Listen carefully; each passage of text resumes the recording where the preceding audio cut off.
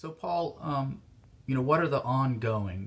You got to launch and you've kind of, passed that. So, what are the ongoing requirements? I mean, is the content stable? Is it constantly changing?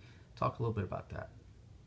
Yeah, it's a very interesting time right now. The original methodology had three different phases to it. The first phase was to create content that would really address the deficiencies of our largest demographic group, which was our agent population across 5 different sites.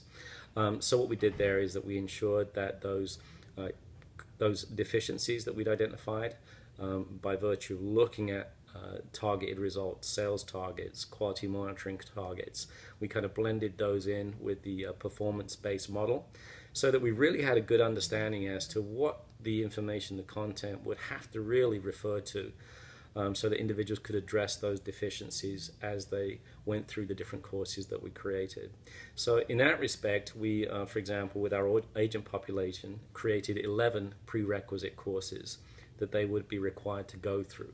Those 11 courses created standardized content that would really be fundamental and necessary for a customer service agent to truly fully understand in order to level set that proficiency. So for example, in the contact center world, we throw around a number of different elements, jargons, terminologies, and things of that nature, such as KPIs, AHT, service level. And for the most part, many agents didn't fully understand what they were. They were just held accountable by their supervisors. Hey, could you please hurry up a little because it's impacting service level. Well, we felt it was pretty important to get them to be engaged, to fully understand the terminology, the communication, the language of the call center. So one of the solutions that we came up with was a module that was Customer Service 101, Call Center Terminology 101. We added an additional layer, time efficiency, to ensure that individuals knew how to manage their time on the call in terms of effective call management.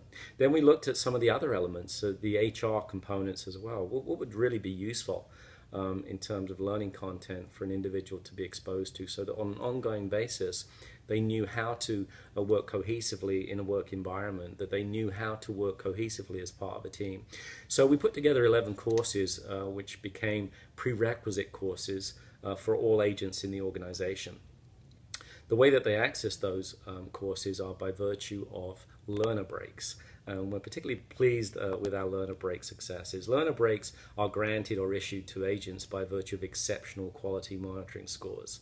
So there's an old adage that essentially human behavior is dictated by two things: the desire to gain pleasure and the need to avoid pain. So we realize in this industry that we do a pretty good job of ensuring that people avoid pain. There's progressive discipline, there's punitive elements if people don't succeed, if they don't perform, despite efforts to coach, counsel, redirect, and address performance deficiencies. So we had those in place, but what we wanted to do is to ensure that we were rewarding people. Right? So we came up with this phrase: we want to celebrate, educate, and motivate. So we made sure that with those courses, the quality monitoring scores, they get 2 exceptional scores. They're subject to a learner break. So the learner break takes place. They actually physically go over to a learner station, which is a cubicle, several cubicles actually, strategically located throughout the different sites.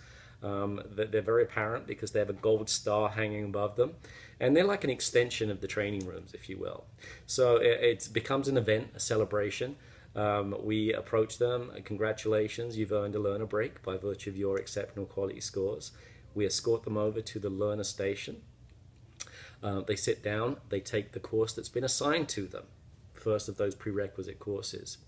And they can repeat that process. So they have 11 prerequisite courses, which again are driven by their quality scores. Now, the other cool thing that we implemented was the desire to gain pleasure part of that equation. So what's the Witham factor? So in addition to taking courses, which obviously develop them from a professional standpoint, we are rewarding them with a $10 gift certificate for every learner break, every 2 learner breaks that they take.